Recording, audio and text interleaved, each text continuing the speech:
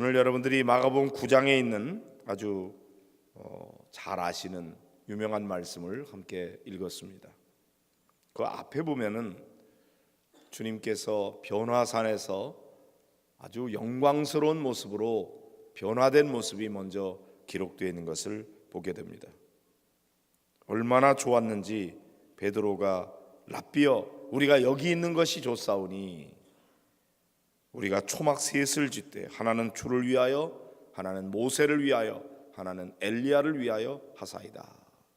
이렇게 예수님께서 아주 세상에서는 그렇게 희귀할 수 없는 그런 흰 모습으로 완전히 변화되고 모세와 엘리야, 그러니까 율법의 최고의 지도자로 여겨지는 모세와 또 많은 예언자의 최고의 능력을 가진 엘리야, 이런 분들과 함께 아주 서로 대화 나누는 신비한 광경을 목격했을 때 언제까지나 거기 있기를 원했습니다.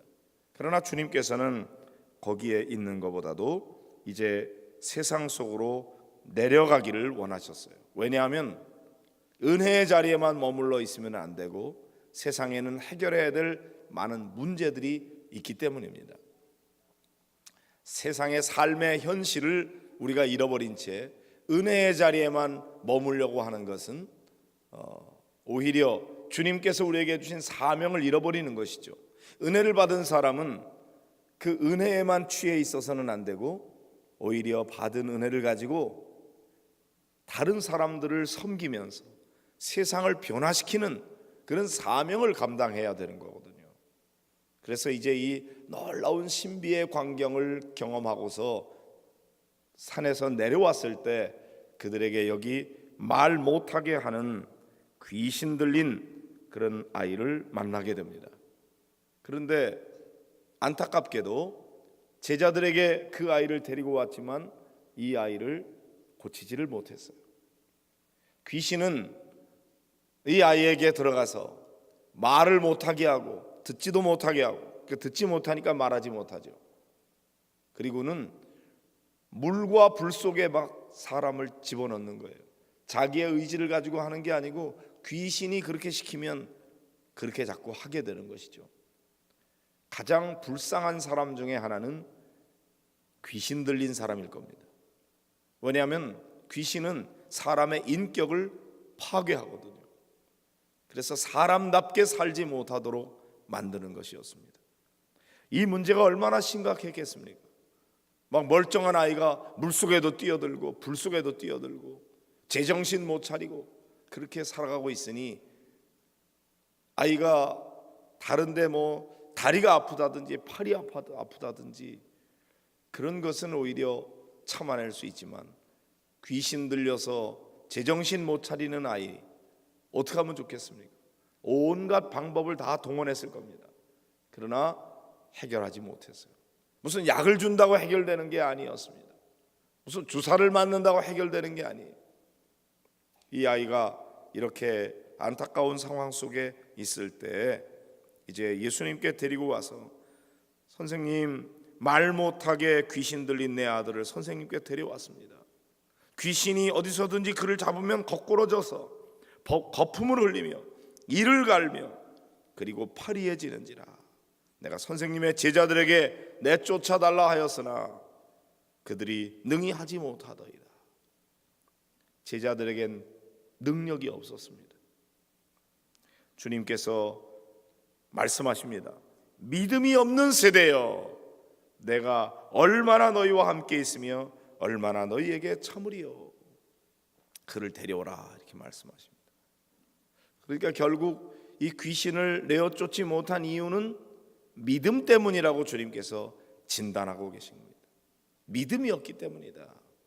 믿음이 있으면 내어 쫓을 수 있는데 말이죠. 그래서 데리고 오니까 귀신이 예수님을 보고서 그 아이로 막 심히 경련을 일으키게 했어요. 귀신은 예수님을 알아보았습니다. 땅에 엎드러져서 구르면서 거품을 흘리고 막 발버둥을 치는 거죠. 예수님께서 언제부터 이렇게 됐느냐? 어릴 때부터입니다. 귀신이 그를 죽이려고 불과 물에 자주 던졌나이다. 그러면서 이제 주님 무엇을 하실 수 있거든 우리를 불쌍히 여기사 도와주옵소서. 나는 방법이 없습니다. 제자들에게 데리고 가도 해결이 안 됩니다. 선생님은 무슨 방법이 있습니까? 뭐 할 수 있는 일이 있습니까? 그러면 불쌍히 여기시고 좀 도와주십시오. 얼마나 안타까운 기도입니까? 제발 좀 도와주세요. 뭘 하실 수 있으면 뭐라도 좀 해주십시오. 이런 간구였습니다. 주님께서 불쌍히 여기시면서 할 수 있거든이 무슨 말이냐? 믿는 자에게는 능치 못할 일이 없느니라. 또다시 믿음을 말씀하십니다. 할 수 있다니 믿으면 되는데 할 수 있거든이 무슨 말이냐? 믿는 자에게는 능히 하지 못할 일이 없느니라. 유명한 말씀이죠. 근데 그 아이의 아버지가 소리를 지릅니다. 내가 믿나이다. 그런데 아무리 생각해도 자기의 믿음이 너무 부족해요. 그래서 내가 믿지만 나의 믿음이 너무나 부족합니다. 나의 믿음 없는 것을 도와주십시오. 저는 이 기도가 참 귀하다고 여겨집니다.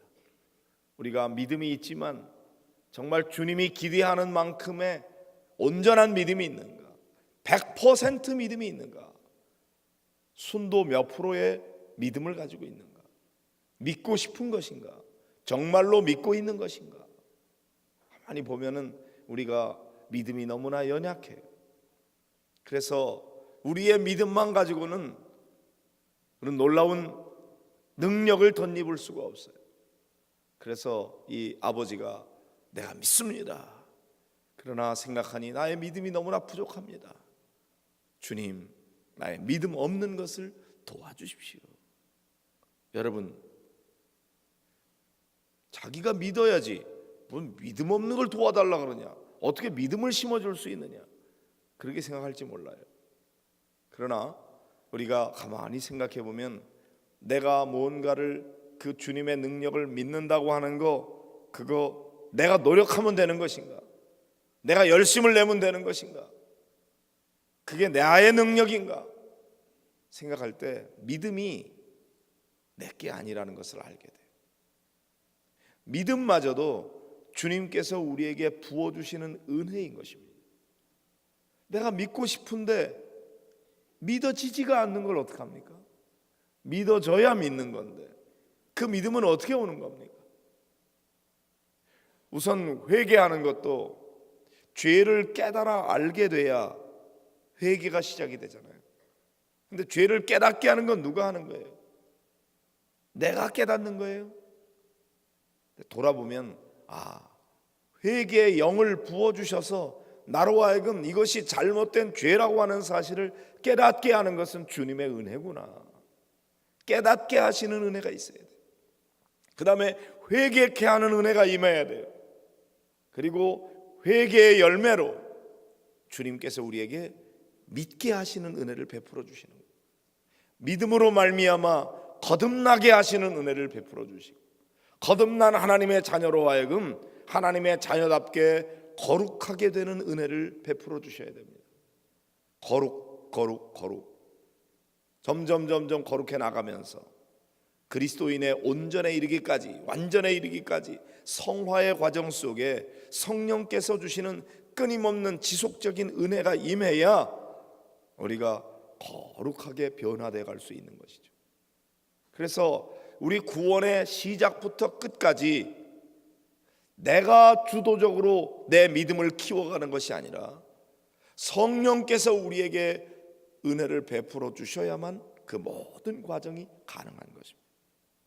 선행하는 은총, 내가 주님 앞에 나아가서 주님 앞에 뭐를 구하기도 전에 주께서 우리에게 먼저 은혜를 베풀어 주셔서, 그래서 우리들로 하여금 내가 죄인임을 깨닫게 해주시고 그것에 대해서 회개하게 하시고, 예수 그리스도가 십자가에 달리신 것이 내 죄 때문이라는 사실을 믿을 수 있는 은혜를 베풀어 주셔야 돼요.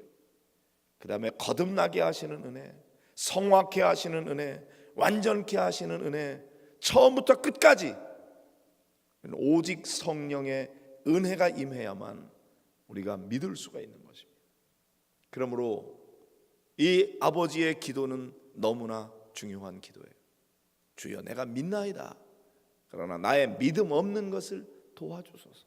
내게 더 강한 믿음을 주시옵소서. 내가 믿고 싶습니다. 잘 믿어지지가 않습니다. 주님, 나에게 믿음을 주십시오.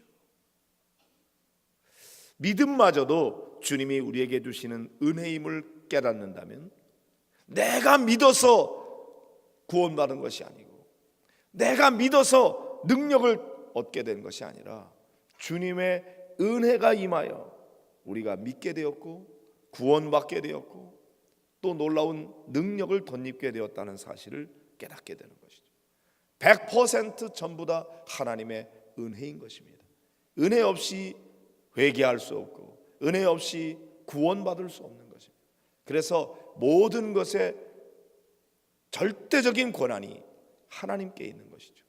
이 하나님의 절대 주권을 이야기하다 보면은 결국 예정론을 이야기하게 돼 있어요. 하나님께서 다 구원받을 자와 멸망받을 자를 하나님이 정하시는 것이지 내가 택할 수 없다는 그런 논리에 빠지게 돼요. 그래요. 전적인 하나님의 은혜예요. 그러나 그 하나님의 은혜가 우리에게 임할 때 그 은혜를 우리가 받아들이는 그런 우리의 선택, 우리의 결단, 그런 것들이 있는 것인데 그것마저도 주님의 은혜가 있어야 된다고 하는 것을 우리가 더욱 깨닫게 됩니다. 자, 이 아버지의 진실한 기도, 내가 믿나이다. 그러나 나의 믿음 없는 것을 도와주소서. 이렇게 주님 앞에 기도할 때 예수께서 무리가 달려와서 모이는 것을 보시고 더러운 귀신을 꾸짖습니다. 귀신에게 명령하실 수 있는 분, 그분이 바로 예수님이죠. 말 못하고 못 듣는 귀신아, 내가 내게 명하노니 그 아이에게서 나오고 다시 들어가지 말라. 명령을 하십니다. 귀신은 주님의 명령에 순종할 수밖에 없어요. 귀신이 소리를 지르면서 그 아이로 심히 경련을 일으키게 하고 나갔다. 그래서 그 아이가 죽은 것 같이 되었다 그랬어요. 사람들이 다 죽었다고 말합니다. 그러나 주님께서 손을 잡아 일으키시니까 일어서게 되었습니다. 제자들이 조용히 집에 들어와서 묻습니다. 예수님, 우리는 왜 능히 이 귀신을 쫓아내지 못했습니까? 왜 그랬죠? 믿음이 부족한 거죠. 주님이 말씀하십니다. 기도 외에 다른 것으로는 이런 종류가 나갈 수 없느니라. 기도는 무엇입니까? 기도는 우리의 힘으로 할 수 없는 거예요. 주님 앞에 맡기는 거예요. 주님 도와주십시오. 내가 믿습니다. 그러나 나의 믿음 없는 것을 도와주십시오. 주님께서 우리에게 믿을 수 있는 은혜를 베풀어 주실 때 그 믿음 가지고 또 주님 앞에 주님 도와주십시오. 주님은 하실 수 있는 줄로 내가 믿습니다. 주님만이 하실 수 있으십니다. 도와주십시오. 그리고 주님 앞에 구하는 거죠. 주님이 역사하실 때 귀신이 나가는 거지 우리가 흉내낸다고 되는 일이 아닌 것입니다. 아무나 그냥 예수의 이름으로 명하노니 귀신아 물러가라 이렇게 말을 한다고 해서 되는 게 아니에요. 흉내낸다고 되는 게 아니에요. 믿음으로 선포해야 돼요. 주님의 능력이 임할 때에 어떤 귀신도 떠나가게 되고 어떤 질병도 치유하게 되는 그런 역사가 나타나게 되는 거죠. 능력은 주님께 있는 것입니다. 그리고 우리를 도구로 사용하실 때 우리에게 필요한 것은 믿음인 것입니다. 내 능력이 아니고 주님의 능력을 믿는 것이죠. 주님이 역사하시면 그렇게 될 줄로 믿습니다. 주여 나에게 이 믿음을 주시옵소서. 주님 역사해 주시옵소서. 주님은 하실 수 있지 않습니까? 주님의 능력이 임하기를 원합니다. 주여 내가 믿습니다. 그러나 나의 믿음이 너무나 부족합니다. 나의 믿음 없는 것을 도와주십시오. 나에게 더 큰 믿음을 주십시오. 믿음으로 믿음에 이르게 하여 주십시오. 은혜 위에 은혜를 더하여 주십시오. 능력 위에 능력을 더하여 주십시오. 주님만이 하실 수 있습니다. 도와주십시오. 그리고 간구하는 그 간절한 소원의 기도를 주님이 들으셔서 그에게 믿음을 심어주시고 능력을 부어주실 때 주님의 능력이 귀신을 내어 쫓게 되는 거죠. 사랑하는 성도 여러분, 여러분 모두가 다 하나님의 살아계심을 믿으시기를 바랍니다. 그 하나님이 우리를 사랑하신다는 사실을 믿으시기를 바랍니다. 그 하나님이 능력이 있으셔서 그분은 못하실 일이 없다는 사실도 믿으시기 바랍니다. 그리고 그 믿음 가지고 예수의 이름으로 명령할 때 귀신이 떠나가게 되는 줄로 믿습니다. 그러므로 할 수 있거든이 무슨 말이냐? 믿는 자에게는 능치 못할 일이 없느니라 그랬고, 그 믿음과 능력을 덧입는 통로가 무엇입니까? 그것이 바로 기도인 것입니다. 기도 외에는 이런 유가 나아갈 수가 없느니라 그랬습니다. 기도가 얼마나 중요한 은혜입니까? 우리 주님과 교제하는 것이고 주님의 그 놀라운 능력이 기도를 통해서 우리 가운데 임하게 되는 것입니다. 기도의 특권을 여러분이 꼭 간직하시고 잘 사용하시기를 바랍니다. 주께서 기도할 수 있도록 해주신 것이 은혜인 것입니다. 그러면 주님의 능력, 주님의 지혜, 주님의 용기, 그런 모든 것들이 우리 가운데 임하여 놀라운 기적이 나타나게 될 줄로 믿습니다. 기도밖에 없습니다. 오늘 기도하기 위해서 오신 여러분들 가운데 주님께서 이런 은혜를 베풀어 주시기를 원합니다. 베풀어 주실 줄로 믿습니다.